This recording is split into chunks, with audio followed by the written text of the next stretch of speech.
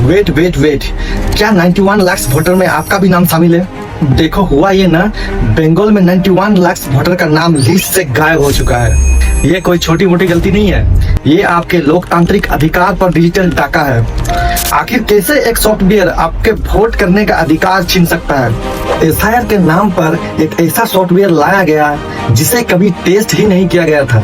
Result सिर्फ एक spelling mistake, जिसे ओ की जगह यू, और आप बन गए सस्पेक्टेड वोटर। कारगिल हीरोज और हाई कोर्ट के जज तक को नहीं बख्शता ये मशीन। क्या अब हम एक एल्गोरिथम के भरोसे देश चलाएंगे? न्यूज पोर्टल आर्टिकल 14 की इन्वेस्टिगेशंस में यह सामने आया कि जिन 10 डिस्ट्रिक्ट में सस्पेक्ट वोटर के हाईएस्ट केसेस हैं, उन 10 में से 9 डिस्ट्रिक्ट में मुसलमान वोटर पॉपुलेशन 50% या उससे ज्यादा है।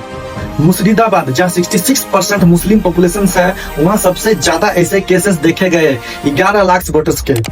और ऑफिशियल डाटा अब कंफर्म करता है कि इन 11 लाख में से 4.55 लाख वोटर्स को नॉन एलिजिबल घोषित किया गया है।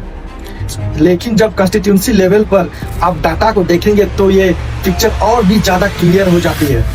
डेक्कन हेराल्ड के मुताबिक कोलकाता पोर्ट में लगभग 50% मुस्लिम वोटर्स है, लेकिन सस्पेक्ट लिस्ट में उनका शेयर 82% है। मीडिया ब्रूज में 60% मुस्लिम है, लेकिन सस्पेक्ट लिस्ट में उनका शेयर 87 तक है। ममता बनर्जी की अपनी सीट भवानीपुर में सिर्फ 20% मुस्लिम पॉपुलेशन है, लेकिन सस्पेक्टेड लिस्ट में इनका शेयर 52% है। क्या ये सारे नंबर सिर्फ एक कोइंसिडेंट है? अगर आप बूथ बाय बूथ कंपैरिजन देखेंगे तो पिक्चर और भी ज्यादा डिस्टर्बिंग हो जाती है।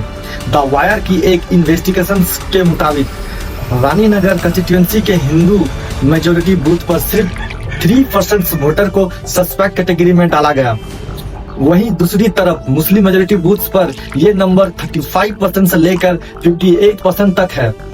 जस्ट इमेजिन, इतना ही नहीं, 42% सस्पेक्ट केसेस सिर्फ उन 3 डिस्ट्रिक्ट्स में है जहां टीएमसी ट्रेडिशनली जीतती आई है। याद रखिए, 2021 की इलेक्शन में यहाँ जीत का मार्जिन बहुत ही कम था। कुछ सीट पर तो सिर्फ 4000 वोट्स का डिफरेंस था। सोचिए, अगर यहाँ इतना बड़ा लेवल पर वोटर्स डिलीट होते हैं तो पूरी पिक्चर कैसे पलट सकती है। इसीलिए ममता बनर्जी ने बीजेपी पे ये आरोप लगाया है कि बीजेपी मैनिपुलेशन के जरिए वेस्ट बंगाल पे कब्जा करना चाहती है।